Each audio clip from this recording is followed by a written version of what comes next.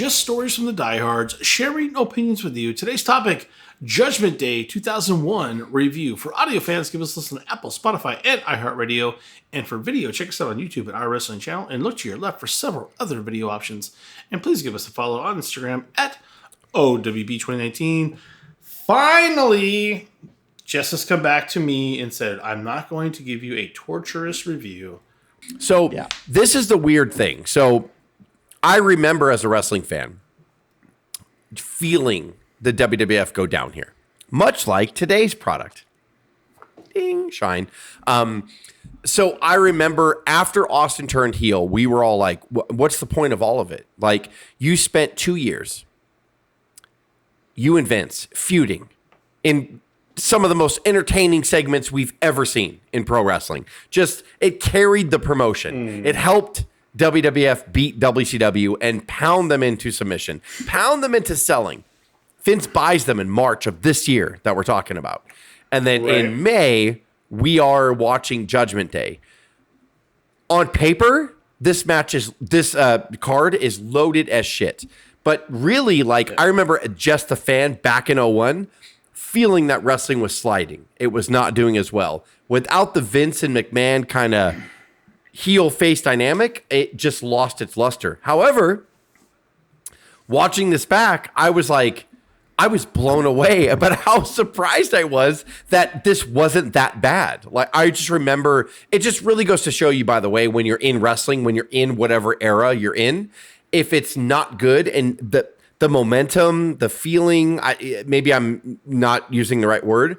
If it's not there with the promotion, you don't remember it fondly. But me watching it back in 2026, I'm like, I don't know why we thought that wrestling was going down. It did, obviously. The attendance kept going down, ratings kept going down, and then 02, you had some glimmers of Hogan and The Rock and WrestleMania 18, and then Brock kind of came around in 02 and all that stuff, and then 03 became SmackDown's era where Paul Heyman was writing SmackDown. So you had eras of brilliance. But I want to say, when I watched this card, to me, this was kind of the beginning of the Ruthless Aggression era, even though Vince wouldn't do that promo until 1 year after this card.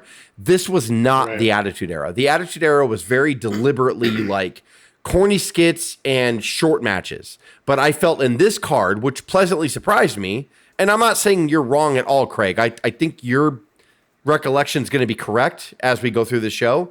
I was pleasantly surprised at the length of the matches and the work rates that we saw. I was not disappointed in that. But go ahead. Right. Sorry. No, go ahead, Dave. No, you're okay. No, we'll break it down. May 20th, 2001, the venue was Arco Arena. The attendance was 13,000. Sacramento, California. Yeah, Sacramento holding it down. The gate was over 670,000. The pay-per-view buy rate, because we still have... By the way, with today's ticket prices, it would have easily been over $1 million house today. For 13,000? Yeah. Sure. Yeah, 100%. Buy rate between 0.74 and 0.76. That's about 405,000 buys. Our commentators are Jim Ross and Paul Heyman. Very interesting there. Spanish commentary, Carlos Cabrera and Hugo Savinovich. Howard Finkel is still around, by the way. Just want to call that out there as it is. All right. Let's jump into match number 1. William Regal versus Rikishi. Regal hits him with the Regal cutter to finish off in a quick match of 3 minutes and 57 seconds. What do you say, Jess? Why don't you grade that bad boy? I think this match was cut short somehow. I think that when he took Regal on the outside and threw his face in the steps, he got cut open the hard way. Because at the end, Regal was bleeding. That would not be something that Vince would do in 01 in an opening match of a B pay-per-view. So I think that he got cut open the hard way. I think at some point, someone said, go home now. The whole thing they were trying to get across was Regal, up until then, was trying to avoid the stink face. That's the whole psychology behind the match. So I give it a C. Only because I feel that it was cut short. I think he got cut open the hard way and they ended it really quick because it was super abrupt. Right. I totally agree. I do the same grade. It was a Regal suplexes Rikishi, pins him right after he comes up and he's bleeding. I don't really remember the stair spot, but it was very strange. They didn't show it on replay. It was they were it was very slow paced until the end came out of nowhere. It's like Yeah. I feel they Right. cut the Weird. second gear Very out of the weird. match. I think that's someone said go Yeah. home. And I No think real they knew stakes, minimal chemistry, crowd wasn't engaged. Regal had to C-minus. be in multiple segments the rest of the night. And I think they were just like, whoever's in the back, I don't think it was probably Regal or Rikishi's call. Regal had to be in so much more of this pay-per-view. That's a by great the way. point, Craig. Yeah. That's why they said get him out of there. Go home. McMahon called it. I makes bet sense. someone called him Gorilla. But weird point. Why would you open it that way? Why wouldn't you open up with the next match? Just call It's it out. not that I'm concerned about his safety. It's just that he has so much more shit to do. End it. I don't want That to was bleed it. on my daughter. He's not going to bleed on my daughter. Yeah. All right. From that stair shot there, over Rikishi. That injured shoulder all the way to the ring post. And now the commissioner takes advantage of the situation.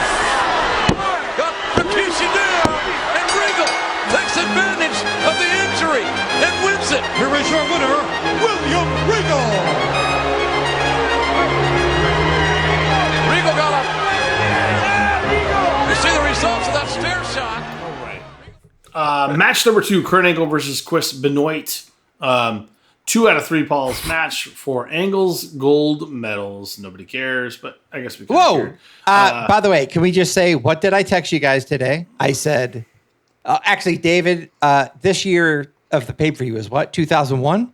Right. Yes. You're right. I texted you guys, every time I see Chris Benoit for one of these retro episodes, I always Google what year he died. I thought watching this match, he was months away from doing what he did. He actually died. He 6 didn't years win the later. world title to 04. Yeah, 6 years later. But Davey, you'll go on, but his eyes, the Wolverine, the gimmick, It's Whoa. legit. scary. Continue. It's Sorry. legit. It's legit Yeah. when you play it back. you're It's like, it's so something's wrong. more hard hitting now. Like when I watch it now, I'm like I'm frightened. Right. I'm Every, legit every time you see his falling head, but you're like, oh god. Anyway, Kurt Angle takes the win, 2 falls to 1. Just to break it down, fall number 1, you had to do traditional wrestling. Fall number 2, you had to be by submission. Fall number 3 was in a ladder match set. The Show Stealer, one of the best matches of 2001. It's just they had incredible chemistry, and I would argue that Angle and Benoit can work with anyone. So when you put them together, yeah, it's gonna be insane. Angle steals momentum early, and the second fall was a brutal submission, which is like fantastic with Benoit actually doing the ankle lock when he could have done so many other things he's capable of doing, no submission. The pacing was great. The falls felt distinct. The crowd reaction was built really organically. They told a story. It's an A for me. It should have been the opening match, but I will. I give it a B. It was good. First 2 falls were sped up. I don't think these guys gave it all they were capable of, but the intensity of both these guys. Once the third fall started, the ladder match, it really kicked to another level. It was fantastic. But it's not quite. I would have just wiped out the whole rest of the thing and had a ladder match. I'm not sure. Even though all the gold medals in the pants and crotch of Benoit was very, very, very, very funny on the whole build up and the whole. Yeah, he put all the medals pre-tape. in his tights, in his crotch. He kept putting them in his tights. And so the medals from the top of the ladder, but it was great. A B though. I'll give it a B. It's so funny. I gave it a B plus. I thought the same thing. I thought that of all things, they overbooked an Angle and Benoit match, and I don't know why they did. I think that they could have easily. WrestleMania 17 was a regular wrestling match, right? And Angle won. This match should have been a submission, and maybe Benoit gets the win, right? And then on the next pay-per-view, they could have done a third match, which is a ladder match, and you could stretch their feud out, and then finally Angle wins his medals Oh my back. God! I think Yeah. that would have been a better play because Interesting. when you think about their 03 ladder match at Royal Rumble for the world title and it blows everyone's balls off, like I just feel like why would you cram all 3 matches into this night? Like why not spread this feud out? These guys had obvious chemistry, so I give it a B plus. It's crazy that I say that about an Angle and Benoit match, but I've seen better from them. Idiots. Edge and Christian. It's called disqualification. I know it's no disqualification. These 2 buffoons, Edge and Christian, Kurt Angle's buddy, getting their Angle's going up for the medals.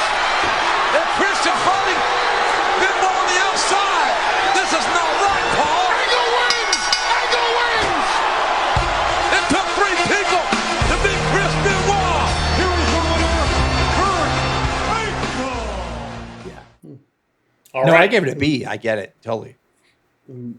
I give it an A. I don't care. All right. Match number 3. Hardcore championship match. Rhino is our current championship of hardcore versus Big Show versus Test. Rhino retains in the hardcore match. It's that fun Attitude Era hardcore kind of sprint match. It wasn't sophisticated. It delivered exactly what it needed to do. It was garbage brawling, weapon shots, Rhino getting thrown around by giants.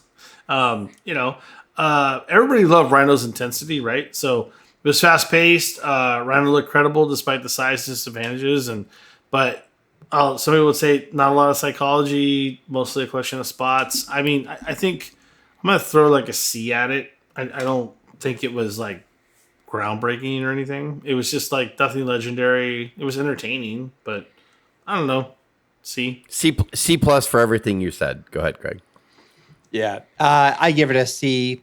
2 things stood out in this match. One, I don't think I respect Big Show enough because he was always wrestling, and we give this thing to him where he didn't wrestle a lot for some reason in my own head.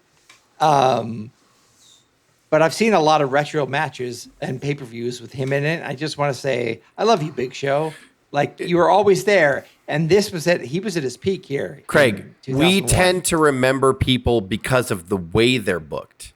And you are 1,000% correct in saying when you look back, if you ask me, is he better than Andre? I would say no, but he was by heads and shoulders. I don't, there's no competition. But the way they booked Andre as this untouchable guy, even after Hulk beat him, it didn't matter. Andre still had that aura about him. They never created that for the Big Show. The women's championship match. Okay. China versus Lita. Yeah. China retains. We're gonna dig in. We're gonna dig in. I don't dig. It's too. I don't know. Dig in. I'm not. We're gonna dig in. I'm just gonna give it a C. I don't want to say anything. I don't care. Oh yeah. Jess? I gave this match a B plus. I was shocked. I came in because knowing the way China did not want to wrestle in the women's division, knowing the way she came in, and they just booked her not safely over Ivory, and I remember her around this time, her asking for more money because she was gone a month later or 2 months after this, maybe. China was not around much longer at all because she went into Jim Ross, who was head of talent relations at the time, and said, I want Steve Austin money, basically. And he's like, oh my God, no! He was just, no. No! He was just dude, there's only one Steve Austin. You're insane. You're not going to get Steve Austin money. And that's why she left. I don't know if she was trying to call their bluff or whatever. She also recently had gone through Triple H fucking having an affair on her, even though they weren't married. So I was going to say, Jess, I'm sorry to stop you there. At this point, Triple H was with Stephanie and broken up completely. It was just 100%. Correct. He had already left Stephanie. So China was going through some shit. And if she was kind of starting her addiction here, you know what I'm saying? I get it. I thought it was really ironic that she was very vocal in the back about not wanting to wrestle women. I am so much bigger than them. It doesn't make any sense. I'll destroy them. They started her out wrestling men. They built her up that way. But I also find it ironic that she looked the most feminine here. Losing the weight, getting breast implants. I thought she was gorgeous, here. I was man, it's so crazy that she fucking hated the women's division, but yet at this time, she was the most feminine looking out of all the times that she was there. And, I thought this match was going to be a botch fest. And Lita worked her ass off. Lita fucking worked her ass off. And they timed it at times I was it's going to go wonky, and it didn't. And I was fine with it. And I thought, it's so funny because if China had her way, she would dominate Lita because Lita was so much smaller. But me watching it, I was happy they went 50-50. I was I did not expect them to flow the way they did, the way nothing to go wrong, the way it didn't go wrong. That's why I gave it a B plus. This match is the one that made me go, well, I'm glad I'm watching this. And I don't know why I felt that way. I don't know if I had a soft spot for China that night or whatever, and I just thought about everything she went through and like what she was going through here. But that's why I give it a B plus. This match was great, not like the greatest match of all time or the best match on the show. Right. I'm just saying it was wonderful. All right, great. Lita looking for the twist of fate, and that was countered by China. Oh, look out here! Power bomb. Trying to just drill Lita with a power bomb, and that'll do it. But a hellacious match. And still, women's champion, China. All right, Craig, shatter his dreams. What? No, I give it a C, and I agree with a lot of what Jess said. It was. I would have liked to see more of China like this. Like the way they did the storyline of the match is Lita wanted a shot. China knew she was bigger, better, stronger, and it didn't matter. China was like bringing herself down to the women's division to compete and win. And so they had a couple things where like she blocked Lita, she picked her up, she hugged her, and and I wanted to see more of China here. I guess I didn't realize China was almost done or what she was going through, but fuck, it doesn't make sense, and it hurts so bad to see China at this point. She was probably lost, but this was her chance to be like the face and to be back with to be with the women because she's not going to be Triple H's beau. Yeah. And I felt awful. It was perfect for the way it was because they both kind of raised each other's hands after and stuff. But I feel bad for China. I didn't like the Eddie Guerrero. They were calling back to Latino Heat. They had Eddie Guerrero come up to Lita in a promo before the match, like basically saying, "I know all China's weaknesses" and all that stuff. And like, I didn't like Eddie. I think was out for an injury as well. But they had ended the China and Eddie relationship like in 2000. In 2000, I think it was. So, like, I think they were bringing Eddie back and trying to get him and China to do it again. And then China left. I think China was gone maybe even a month after this or 2 months. I mean, it was very quick. It's sad, really. It really is sad. Sorry. Yep. Match number 5. Dave, you bitch. The Intercontinental Championship chain match. Triple H versus Kane. Kane wins the title. Come to me last for my grade, please, God. Okay. Okay. The crowd was hot for this one. The story revolved around Triple H injuring Kane's arm with a sledgehammer weeks earlier, but Kane sought revenge. The chain stipulation added brutal visual element. Triple H was like just bleeding like a stuck pig. He bumped like a fucking madman, but Kane came just across as unstoppable. So Stephanie interfered, which added a whole bunch of other heat. So Kane wrapping the chain around Triple H and finishing him off there. That gave that crowd a little payoff. Great heat.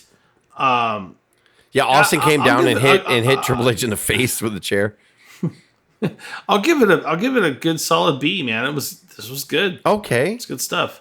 Yeah. Okay. Yeah, I'm not okay. Good, David. Yeah. Can I go next? Yes. Yeah. You have to because Jess insisted. Yep. I wanted to hate this. I wanted immediately to fast forward it because it's Kane and it's Triple H. I know. Yeah. And that's all you have to say, truly. Austin's got a steel chair. Austin with a steel chair. Austin aiming for Kane. Austin there. Triple H. Austin there. Triple H with a chair. It's a cover! Kane is done it. Kane's the Intercontinental Champion.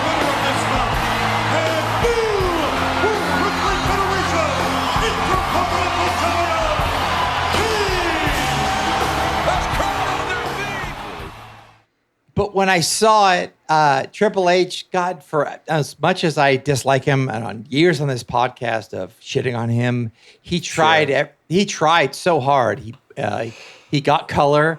He gave everything to Kane. He got a great match out. Well, he was of it. winning And he was winning the match too, Greg. Yeah.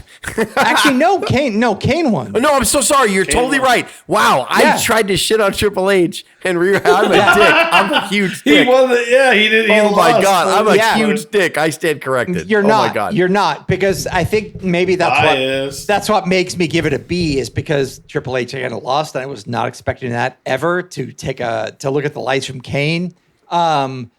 But in this realm of pre-invasion and invasion and Stone Cold and Triple H and Stone Cold hits Triple H and the drama that comes later, I was okay with it. Like, I didn't stop. I would have fast forwarded this. I did not. I kind of liked it. I'll give it a B.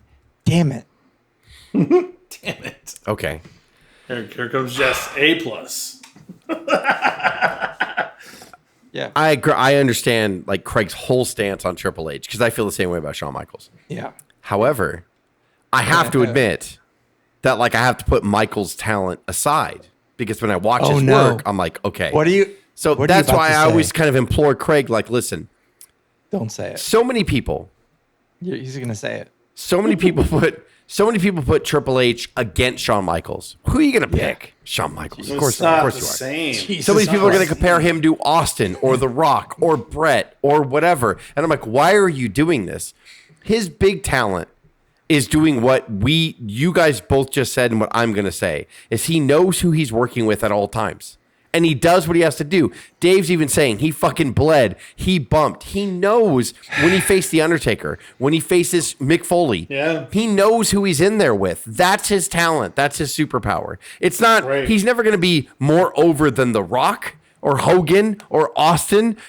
He's Or never Shawn going to Michaels. outperform Shawn Michaels. He's never going to outperform Bret Hart. He's never going to do any of that stuff. But he knows who he's in there with.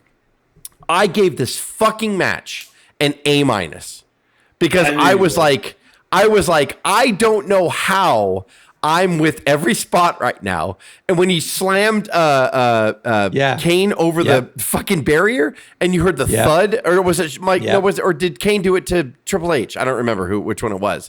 But you heard the thud, and then you just hear the announcer start going crazy. Jim Ross losing his shit, and I was like, is Triple H like putting on a show? He is. Like, he is not out wrestling Benoit and Angle. He's not, surprising you with his top falling off and his tits falling out. He's not doing any of that stuff. Like, he's just understanding that I'm in here with Kane, and I need to let Kane be an annihilator. I need to let Kane be this guy who's beating the shit out of me. And I appreciated that. Like, I was like, dude, and Stephanie getting involved, their chemistry together, I mean, obviously they're married, but I mean, on screen was wonderful, was just wonderful.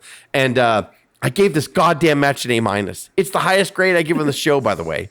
Like, wow. I was shocked. I was like, what? Yeah. And then when the right person won, as far as the storyline is concerned, I was like, oh, what the fuck is happening right now? Triple H didn't win? Oh my God. I was so excited. Like, give it an A-. That's his talent. That's his superpower, is knowing who he's in there with, which is the root of pro wrestling, which is what you do. Let's get to this fucking amazing clusterfuck of match number 6. Tag team turmoil match, and it really is turmoil. Dave. Fuck, this is weird. The teams this is include weird. Chris Jericho with Benoit, Edge and Christian Cage, the Dudley Boys, the Hardy Boys, APA, X-Pac and Just Incredible, and X Factor. Saturn and Thank you. Malenko. Thank you. I don't give a fuck. Oh, okay. The winners are Jericho and Benoit. They win the number one contendership to the titles. And so before you go into this, Thank you. This led right into that famous Monday Night Raw where Triple H tore his quad and Benoit and Jericho defeated them and won the tag titles and had one of the most biggest pops in Raw history. This was like a week or two away. This might happen the next night. I don't remember. But this also derailed the Steve Austin turning heel because the whole thing was like they knew The Rock was going to be out. They were going to try to have Austin and Triple H reign and just win everything. And then The Rock would come back and then challenge Austin. That did not happen. Triple H tore his quad. It might have been the next night on Raw that it happened because Benoit and Jericho won the number one contenderships of the tag titles here, which Austin and Triple H held at the point. Somebody online called them the Canadian violence machine, which I laughed so hard. Yeah. Because they never had an actual name, I don't think. So the whole Canadian thing here was violence like, machine. if you want to derail your momentum, don't slowly book bad shit. Just immediately make your number one babyface team with Triple H, and then them both sign with Vince and Stephanie. Like it's all the storyline was bad. I think that's why I look back on the show I hated this show. And then when I watched it, I was like, it's not that bad quality-wise. Not even close. Like, it's excellent quality-wise, to be fair. But go ahead, Dave, about this tag match. I just wanted to get that out of the way. That's what this match... No, you're good. I sported it. I sported it a B-. I mean, the roster depth was huge here. Whoa! Constant, Sorry. What? Go ahead. Yeah, don't get upset. B-? Okay. I mean, eliminations are rushed here, and it's hard to emotionally invest in every team. Dude, it's like fucking 16 people out there. It's a little much. You give it a B-? Okay, go ahead, Craig. Yeah. I give it a B. I loved the beginning. The APA wrecked everybody. They beat Saturn and whoever in 5 minutes. But X Factor had way too much time in this match. They had the whole middle section, and X-Pac shaved his beard for the first time, or mustache, and everyone was going crazy about it. And I love, we hated X-Pac. We had X-Pac heat for a reason. But looking back in retrospect, I watched this match with X-Pac with a lot of reverence. I was like, God damn it, I love him. But unfortunately, I think his part was just incredible. It was just terrible. And then, but the way it ended with Edge and Christian and Benoit coming out, by the way, after a 2 out of 3 falls match. Yes. Where he got the shit kicked out of him. And I jokingly texted, he looked absolutely crazed this entire match. He was concussed. Go on. Yeah. I think you're absolutely right. But yeah, it was fine. If any of us were concussed, other than the we would be slow and just I need to sit down for a minute. Benoit's I'm going to go be the best wrestler I could ever be. If he's concussed, I'm convinced that's what happened. His eyes were nuts. Congrats. He got from losing to Angle and getting the number one contendership with Jericho. God damn. But he looked nuts the whole match. It was good though. Dave was bullshit. He led me down the wrong path. I gave it a B-. I'm right there with you guys. I couldn't believe. So I was so happy of the Triple H and Kane match. I'm like, I didn't want to light my house on fire. And then I was going into this match, and then I was like, APA, Ron Simmons turned the goddamn clock back. In the first portion with Saturn and Dean Malenko, that motherfucker's running the ropes with Dean Malenko. And I was like, dude, I was so fucking smiling when Ron Simmons was in there. He fucked people up. The APA fucked people up, in the first round of his match. And then Craig, to the defense of X-Pac and X Factor, they held it. I was like, oh God. So when they eliminated APA or whatever, and they came in there, I was like, what the fuck are they doing? And then they just worked their ass off. And I'm like, okay. And then everything just was great. All of the tag teams got their shit in. They all worked quick. It was fast paced. They all knew no slow down, no wear down holds. Don't do that shit. Just go, go, go. To Dave's point, there's multiple teams in here. You have no reason to slow anything down. This is go, go, go. It was perfectly booked, I thought. B-. I loved it. I thought it was wonderful. Yeah. Match number 7, the main event, WWF Championship no holds barred match is Stone Cold Steve Austin versus The Undertaker. Austin retains the title. It's a strange but compelling main event. Jess, you've said this over and over. The Austin heel experiment was developing, and I would argue it wasn't working because it never worked. Just didn't work. And then on top of that, these two guys, anti-hero, both admitted they never had chemistry. So I would say this might be the best match they ever had, but that's not saying a lot. Yeah. Well, where do you put it? Craig, what do you think? I give it a B-. Yeah. I was floating there, C+ or B-. I was really conflicted. The storyline with what they were telling, fine. It did match what they were trying to do, but they've never Undertaker, and Austin says this on his podcast all the time, and I think Taker admitted it too. They just never gelled. They never had this chemistry. It's weird. It's just that they never. They should. Did. They really should, because they were both they weren't. It wasn't like DX versus Austin. Especially with Austin working pure heel here. it should have been a great match, and it just wasn't. Can I ask a question? Do you feel that Austin working heel here was a quote unquote chicken shit heel? Yes. Or no? Yes. And I think that's what the problem was, Dave. That's a great point. That's a great point. Is that we saw the Austin guy, even when Austin was a tweener in 97, like it didn't matter. His whole thing was like, I don't care if I get beat, I'm going to stun whoever comes around me. I'm a rattlesnake. Right. I just wonder if that would have worked. Especially if I'm hurt and wounded, you don't want to be around me. But then you get to Austin, who was stunning Steve Austin again in 2001. It was not the same. Hollywood Blondes Austin, right? Yeah. Yeah, the chicken shit kind of like just it wasn't the same. And Austin wanted to be this guy. He really thought he could get it over. And I get the skits with Angle eventually was funny, and I understand that. I understand that, but that doesn't translate to the like inside the ring and the way the storyline plays out. That shit. I felt like he was an undercover agent, like fucking with the family. That's what a perfect example of that is like the match changed to a no holds barred in the beginning, and Undertaker threatened Regal to do it, and Regal did it under duress, and then Regal went to Austin, and Austin was like, "Fine, I don't care." So whatever a heel or chicken shit heel Austin was supposed to be, he was still badass. Austin was like, "Whatever, no holds barred, don't care." But then in the ring, he was like the chicken shit guy. He was kind of like, yeah, it was a very strange. Yeah, it didn't work. Then, yeah, right. Yeah. It was rough.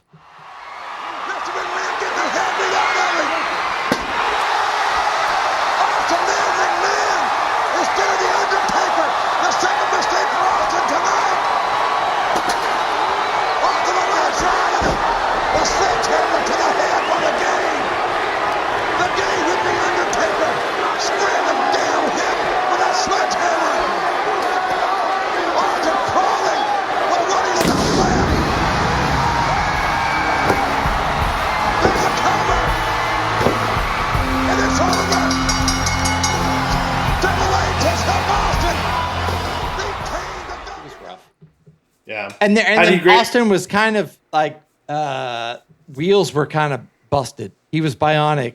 I mean, as Ross, of course, but he was never the same after the surgery in 2000. Right. Like he was never the same. Right. Like when he came back in November of 2000, he was never the same Austin.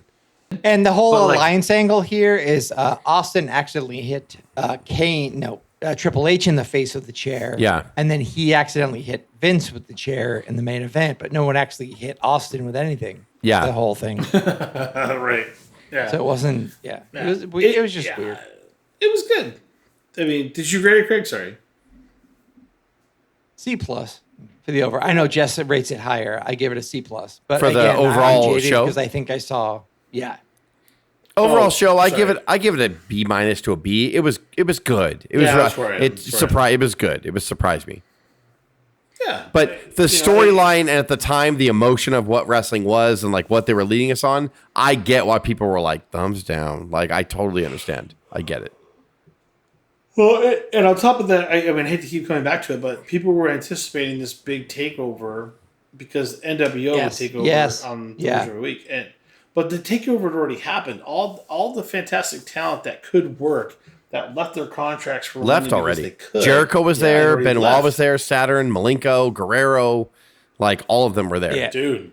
And I will say, like, you still have you have a complete monopoly on the wrestling business, and you still cut to Jerry Lynn doing like a weird. Oh my God, we didn't even talk about that. WWE but New Jerry York. Lynn just didn't work on the main roster. A lot of ECW guys in this too. It's like kind of Paul Heyman really had a fix on guys. Because you can, because you had Rhino, you had Jerry Lynn, and just now Vince incredible. is on his throne, doing whatever he wants to do. Yeah, they wouldn't be around for long, but I mean, it was From 01, I think, to 06, 07, Jess, we talk about all the time. You can't deny the fucking match work. It's probably some of the best we've ever seen ever, because every bit of talent that was U.S. based and even beyond Canada, some Mexico.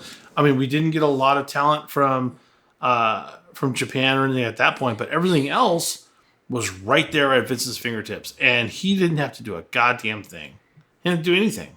And that point of time is where you start to bid the TV deals, and then future on streaming deals. It was that moment when there was no competition where he really fucking put a stranglehold on it. It wasn't the first time where he killed the territories. That wasn't it. This was when he really this was his second coming where he really fucking choked it out. Again, wrestling always survives, Jess, but the streaming deals, the TV deals, the things we have today of wrestling, of $1 billion industry, it's because of this moment. Yeah. He really cramped it down here. He took a vice to it and he just grabbed a hold of it as best he could. And he's like, yeah, we're gonna have a wrestling channel. They're like, what? Even 20 years before that. So it's kind of fascinating looking at this moment in time and seeing the immense talent, but also you're seeing a bit of lax on vision and story work. But all good, I suppose. For audio fans, give us on Apple, Spotify, and iHeartRadio. And for video, check us out on YouTube at Our Wrestling Channel. Bitch. And look to your left for several other options. And please give us a follow on Instagram at OW20 Team. For Jess and Craig, this is myself and the O.W.P signing off.